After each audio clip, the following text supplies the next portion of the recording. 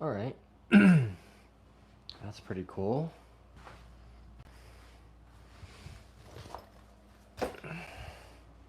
All right, so day 30 of our Apelles Putting Challenge. If you guys have been following along, you know the drill. We've got 10 balls.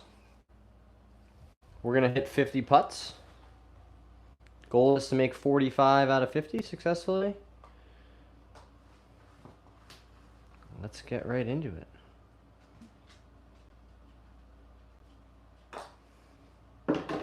All right, 1 for 1. That's a good start. Hey, C. Rich is in here. Extra Innings is in here. What's up, guys?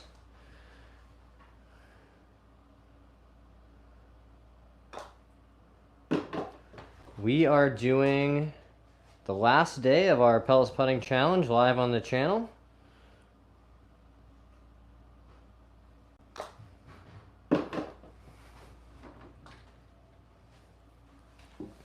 Let's make sure we've got this set up. Good spot. 3 for 3 to start today.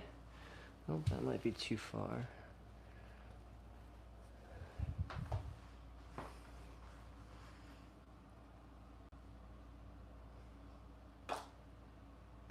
There we go. How are you guys doing? Welcome back to the stream. Thanks for being here, guys. Sorry it's been a little while since we've been able to do this. But lots of other cool, important stuff going on for me, which is great.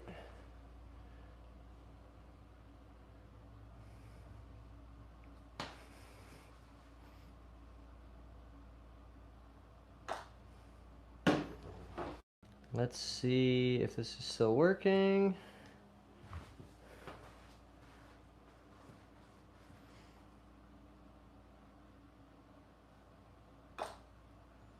All right.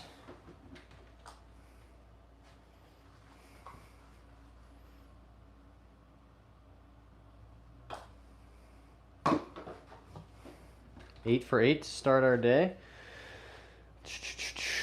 Thanks for stopping by, Extra Innings. Very cool of you. C. Rich says, do you recommend a straight back and straight through putting stroke? So I don't think that's really super feasible. This is the low arc well stroke mat that I train on. This is the 12-degree one. And to me, that feels as close as I can really get to straight back, straight through. Right? Because, oh, missed on the left there. First miss of the day.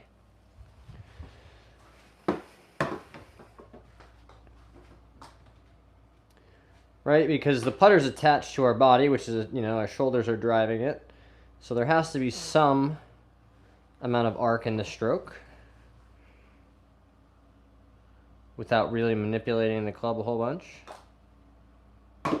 All right, 9 out of 10 in set number 1 here.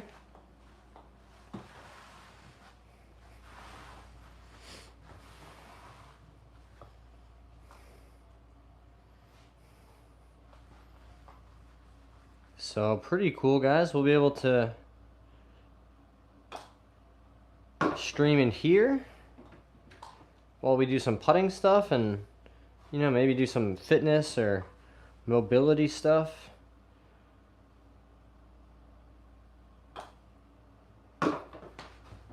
And we'll have the net set up outside, at least for now. Oh, missed on the right that time. All right, 2 misses here in set number 2.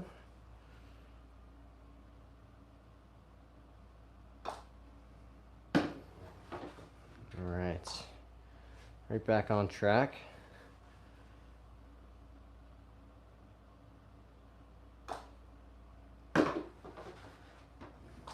Trying this left-hand low grip. It's one that I've used before with a lot of success, and one that I like to go back to when, like I have recently, not been striking my putts particularly well. I find that the left-hand low helps to level out the shoulders this way, and for me that leads to, better strikes more in the center of the putter.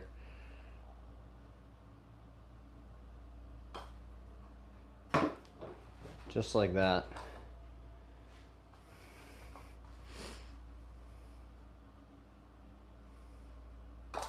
Oh, another miss. Missed on the right. That's 3 already, so some work to be done.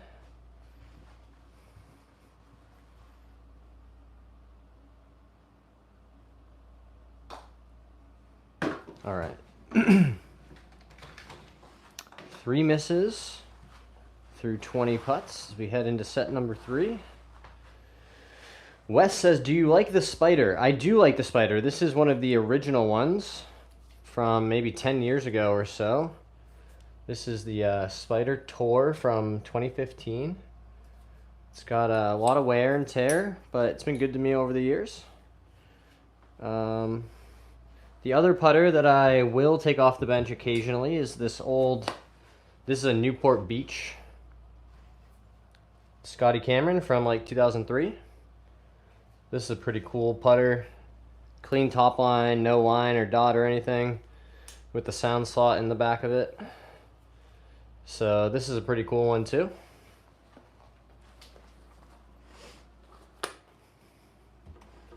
But mostly just using the Spider. Squirrel Sniper says, greetings from across the pond, but under the same skies. That's awesome. What's up, Squirrel Sniper? Okay. So let's get into set 3 here. 3 misses. Work to do to meet our goal. But we're up for it.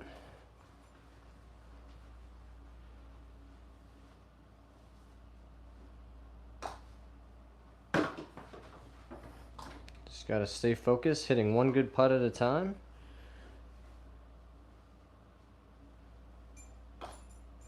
There we go.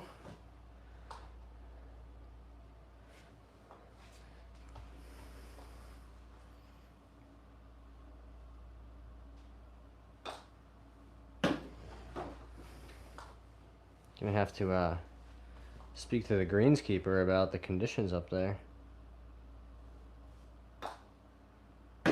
Remember guys, success is predicated on hitting your line.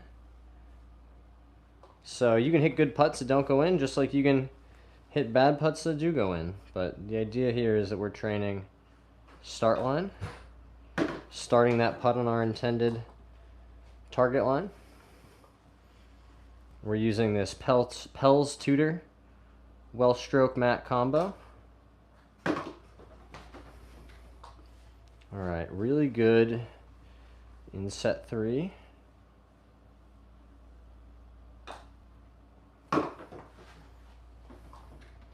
This is the last day of our 30-day challenge.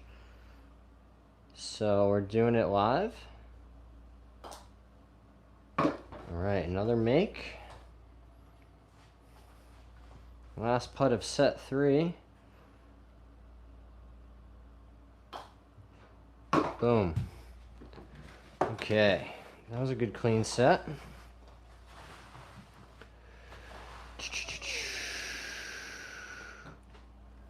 Morning from Scotland. Hey, Tom. You should ask where to golf in Northern Wales. Oh, I should. Yeah.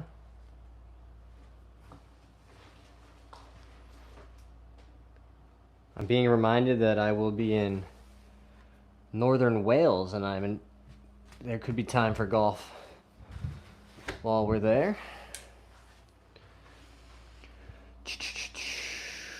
What's up, Tom? Hey, Sirich, it's not good to have 2 Lyman 6 for a gate drill instead of 2 tees. You can use those too. I think either work, right? As long as you're giving yourself a way to train start line. For short putts, maybe Rich, it might be a little better, right? But as long as you make longer putts, because don't forget, you know, this putter we're going to hold it some amount away from us. So as we swing it back and through, it's going to arc simply because of the geometry. But, you know, if you really did try to hold, you know, keep it straight back and straight through, right, you'd have to be really manipulating that face, and things start to get a bit out of sync. So I would say, you're better off using some tees as a start line gate maybe, or as a gate for the putter to pass through, right? So that you're striking the center of the face, as opposed to using those alignment sticks like train tracks and trying to keep your putter in those train tracks.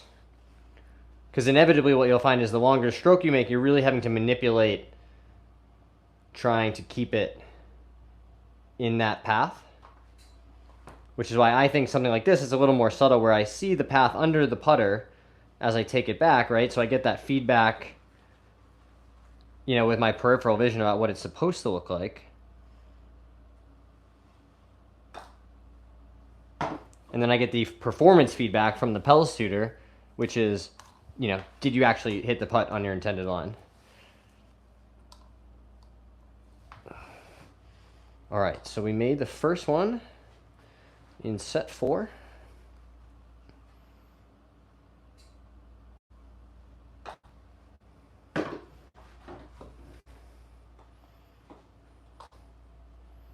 Can only hit one at a time, so you might as well make the one that you're working on. Boom.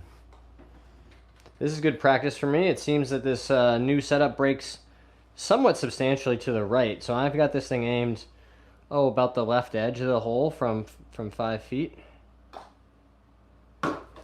And as you can see, it's falling right in the center.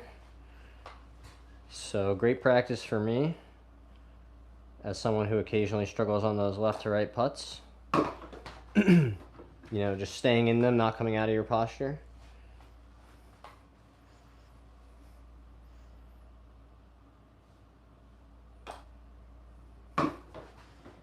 I can really feel the difference in the switch to the left-hand low grip that allows me to really hit the center of the putter much more consistently, is what it feels like to me. Good run here to start set number 4. Still on 3 misses. Boom.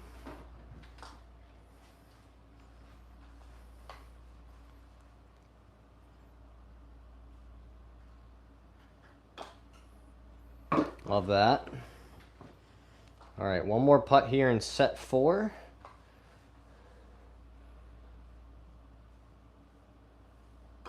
Oh, missed on the right. All right, so 4 misses with 10 putts to go.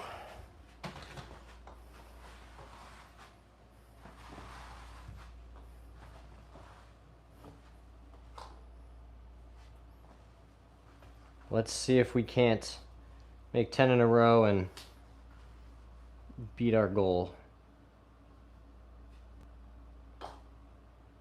That's a nice start.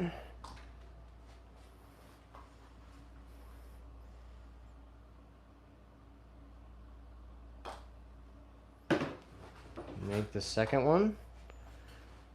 We'll try to make the third one.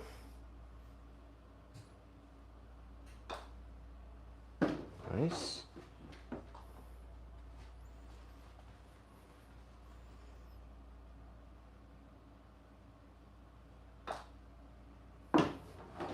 Love that.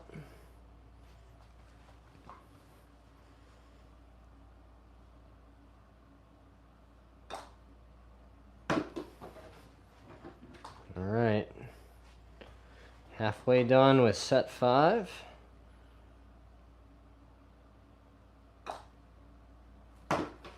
Boom. Nice to see these putts rolling end over end.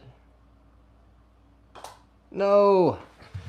Alright, we missed on the right. That's our 5th miss. Back against the wall now. No room for error with these last 3.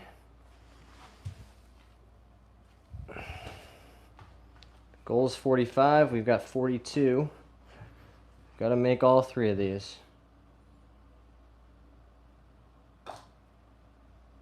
Boom.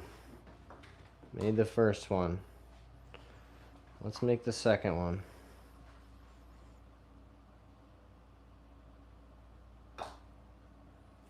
Love that. Checking with the chat in a second after we make this last putt.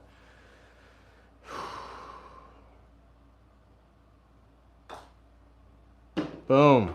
Right right on the number. That's 45 today, 90%.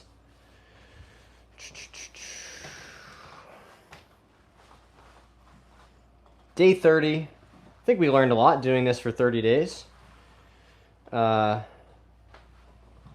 know, you'll definitely have ups and downs in the on-course performance, but I overall feel like, you know, committing for 30 days of, you know, really routine, you know, process-oriented type practice was definitely beneficial. I think I learned a lot about, you know, my putting stroke and, you know, what works and what doesn't. And I think it's a good reminder that it's one thing to do it in practice, it's another to translate it to the golf course. So that's the kind of the next piece. But